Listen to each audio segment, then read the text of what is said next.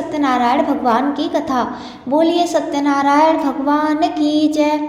एक बार नैमिषारण्य में तपस्या करते हुए 84,000 ऋषियों सहित शौनकादिक ने सूत जी से पूछा कि जिसे करने से मनुष्य मनोवांछित फल प्राप्त कर सकता है, ऐसा व्रत या तप कौन सा है, आप कहिए। तब सूत जी महाराज बोले कि एक बार श्री नारद जी ने विष्णु भगवान से ऐसा ही प्रश्न किया था। तब भगवान विष्णु ने जिस व्रत का वर्णन किया था वही मैं आपसे कहता हूँ। प्राचीन काल में काशीपुरी में एक अति दरिद्र ब्राह्मण रहता था। वह भूख प्यास से व्याकुल हो भटकता रहता था। एक दिन उसकी व्यथा से व्याकुल हो भगवान विष्णु ने बूढ़े ब्राह्मण के रूप में प्रकट होकर उस ब्राह्मण को सत्यनारायण व्रत का विस्तार पूर्वक वर्णन सुनाया और अंतर्ध्यान हो गए। ब्राह्मण अपने मन में श्री सत्यनारायण व्रत का संकल्प कर अपने घर लौट आया और उसे इसी चिंता में रात भर नींद नहीं आई। सवेरा होते ही वह सत्यनारायण भगवान के व्रत का संकल्प ले भिक्षा मांगने चल दिया। उसे उस दिन थोड़े ही परिश्रम में भिक्षा में बहुत सारा धन धान्य प्राप्त हुआ। सायंकाल घर पहुंचकर उसने बड़ी श्रद्धा के साथ विधिपूर्वक श्री सत्यनारायण का व्रत पूजन किया। भगवान सत्यदेव की कृपा से वह थोड़े ही दिनों में धनवान हो गया। वह जब तक जीवित रहा तब तक हर महीने श्री सत्यनारायण का पूजन करता रहा और अंत में विष्णु लोक को प्राप्त हुआ। सूत जी पुनः बोले, एक दिन कुछ ब्राह्मण अपने बंधु बांधवों के साथ बैठे ध्यान मग्न हो श्री सत्यनारायण की कथा सुन रहे थे। तभी भूख प्यास से व्याकुल हो एक लकड़हारा वहां पहुंचा। वह भी भूखा प्यासा कथा सुनने बैठ गया। कथा की समाप्ति पर उसने प्रसाद ग्रहण किया और फिर ब्राह्मणों से इस कथा के बारे में पूछा। ब्राह्मणों ने उससे कहा, यह सत्यनारायण भगवान का मनोवांछित फल देने वाला व्रत है। पहले मैं बहुत दरिद्र था। इस व्रत के प्रभाव से मुझे यह वैभव प्राप्त हुआ है। यह सुनकर लकड़हारा बहुत प्रसन्न हुआ और मन ही मन श्री सत्यनारायण के व्रत का निश्चय करता हुआ लकड़ी बेचने बाजार की ओर चल दिया। उस दिन उसे लकड़ियों का दुगना दाम मिला। उन्हीं पैसों से उसने केले, दूध, दही आदि पूजन की सभी सामग्री खरीदी और घर गया। घर पहुंचकर उसने अपने परिवार और पड़ोसियों को बुलाकर श्री सत्यनारायण का विधि पूर्वक पूजन किया। भगवान की कृपा से वह थोड़े ही दिनों में धनवान हो गया। सूत जी ने पुनः कहा, प्राचीन काल में उल्कामुख नाम का एक राजा था। वह और उसकी पत्नी बड़े ही धर्मनिष्ठ थे। एक दिन राजा रानी भद्रशिला नदी के किनारे श्री सत्यनारायण भगवान की पूजा कर रहे थे कि एक वनिया वहां आ पहुंचा। उसने रत्नों से भरी अपनी नौका को वहीं किनारे लगा दिया और स्वयं भी पूजा की जगह बैठ गया। वहाँ का चमत्कार देख उसने राजा के इसके बारे में पूछा। राजा ने बताया कि हम विष्णु भगवान का व्रत कर रहे हैं। यह व्रत सभी मनोकामनाओं को पूरा करने वाला है। राजा के वचन सुन और प्रसाद पाकर बनिया अपने घर चला गया। वहाँ उसने अपनी पत्नी को इस व्रत के बारे में बताया और संकल्प लिया कि मैं भी संतान होने पर इस व्रत को करूँगा। उसकी पत्नी का नाम लीलावती था। सत्यदेव की कृपा से वह कुछ ही दिनों में गर्भवती हो गई और 10वें महीने में उसने चंद्रमा के मुख के समान सुंदर कन्या को जन्म दिया। उसका नाम कलावती रखा गया। चंद्रमा की कलाओं के समान वह कन्या नित्य प्रतिदिन बढ़ने लगी। तत्पश्चात लीलावती ने अपने पति को सत्यनारायण के व्रत की याद दिलाई। उसने कहा, मैं यह व्रत कन्या के विवाह पर करूंगा। यह कहकर बनिया अपने कारोबार में लग गया। जब वह कन्या विवाह योग्य हुई तब उसने दूतों द्वारा खोज करवाकर कंचनपुर नगर के एक वणिक के सुंदर, सुशील और गुणवान पुत्र के साथ उसका विवाह कर दिया। फिर भी बनिया ने श्री सत्यनारायण का व्रत नहीं किया, जिससे भगवान अप्रसन्न हो गए। कुछ दिनों बाद बनिया अपने दामाद को ले समुद्र के किनारे रत्नपुर नगर में व्यापार करने लगा।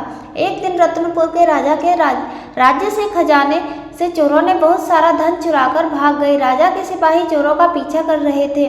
जब चोरों ने देखा सिपाहियों से बचना कठिन है, तब उन्होंने राजकोष से चुराया धन एक जगह रख दिया और भाग गए। उसी जगह बनिया का डेरा था। जब सिपाही वहां पहुंचे तो उन्होंने बनिया और उसके दामाद को चोर समझकर पकड़ लिया। राजा ने दोनों को जेल में डालने का आदेश देकर उनका सारा धन राजकोष में जमा करवा दिया। श्री सत्यदेव के कोप से लीलावती और कलावती भी बड़े दुख से जीवन व्यतीत करने लगी।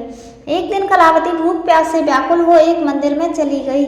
वहां पर श्री सत्यनारायण की कथा हो रही थी। वहीं बैठकर उसने कथा सुनी और प्रसाद लेकर घर पहुंची। तब तक रात हो चुकी थी। माता के देरी का कारण पूछने पर उसने सत्यदेव की कथा की बात माँ को बताई और प्रसाद दिया। कलावती की बात सुनकर लीलावती को अपने पति की पूरी बात याद आ गई और उसने श्री सत्यदेव के व्रत का निश्चय किया।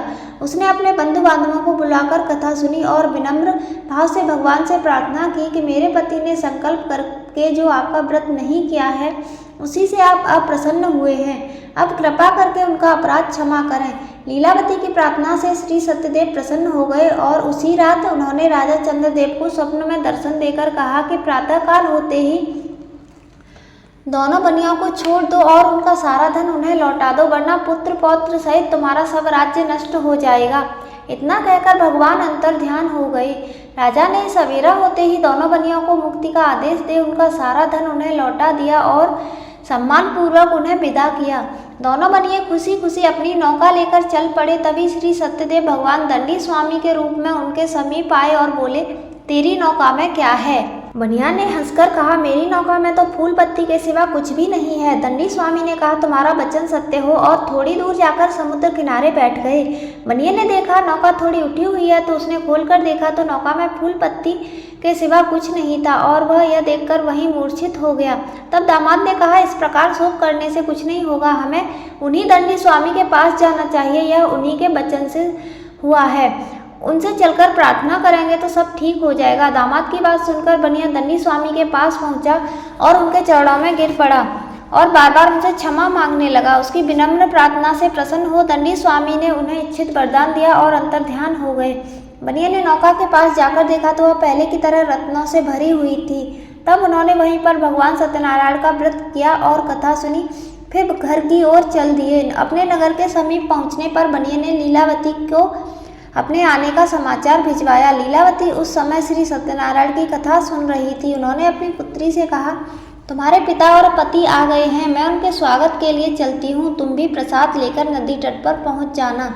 कलावती प्रसन्नता के कारण इतनी विमुख हो गई कि प्रसाद लेना भूल गई और तुरंत ही नदी तट की ओर दौड़ी और ज्यों ही नदी के किनारे पहुंची इसके पति सहित नौका जल में डूब गई। यह देख बनिया हाहाकार करने लगा। लीलावती भी दामाद के शोक में विलाप करने लगी और कलावती सती होने को उद्यत हुई। तभी आकाशवाणी हुई, हे बड़ी, तेरी पुत्री भगवान सत्यनारायण के प्रसाद का निरादर कर अपने पति से मिलने दौड़ी आई है। यदि वह प्रसाद लेकर फिर आएगी तो उसका पति जी उठेगा। यह सुन कलावती घर की ओर दौड़ी और श्री सत्यदेव का प्रसाद लेकर पुनः आई तो क्या देखती है कि उसके पति सहित नौका जल में तैर रही है। यह देख बनिया भी प्रसन्न हुआ और अपने घर पहुंच गया। जब वह तक जीवित रहा तब तक श्री सत्यनारायण का व्रत करता रहा। उसके बाद सूतजी महाराज बोले, एक बार राजा तुंगध्वज शिकार खेलने के लिए वन में गया। वहाँ उसने देखा एक पर्वत के वृक्ष के नीचे बहुत से गोप ग्वाल श्री सत्यनारायण भगवान की कथा सुन रहे हैं। अहंकार बस राजा ने न तो सत्यनारायण भगवान को नमस्कार किया और न ही पूजन के पास गया। ग्वाले राजा को देखकर स्वयं प्रसाद लेकर उसके पास आए तो राजा ने न तो प्रसाद लिया और महल की ओर चला गया। राजद्वार पर पहुंचकर वह देखता है कि पुत्र पौत्र सहित उसका सब धन नष्ट हो गया है। उसे वन की घटना स्मरण हो आई और उसने विचार किया कि श्री सत्यदेव के प्रसाद का निरादर करने के कारण मुझे यह दुख प्राप्त हुआ है। ऐसा सोचकर राजा पुनः वन में दौड़ा और सब गोप ग्वालों के साथ मिलकर श्रद्धा भक्ति के साथ भगवान सत्यनारायण का पूजन किया और प्रसाद ग्रहण किया। उसके बाद जब घर लौटा तो उसके पुत्र पौत्र आदि सब जी उठे और धन संपत्ति भी ज्यों की त्यों हो गई। तब से राजा जीवन भर समय समय पर श्री सत्यदेव का व्रत और पूजन करता रहा। बोलिए श्री सत्यनारायण भगवान की जय। इस प्रकार भगवान श्री सत्यनारायण की कथा पूर्ण हुई। कथा सुनने वाले और सुनाने वाले दोनों का भला। यदि वीडियो पसंद आई है तो कमेंट में जय श्री सत्यनारायण अवश्य लिखें। आप सभी का हार्दिक धन्यवाद। हरि बोल हरि बोल हरि हरि बोल, हरि बोल हरि बोल हरि हरि बोल।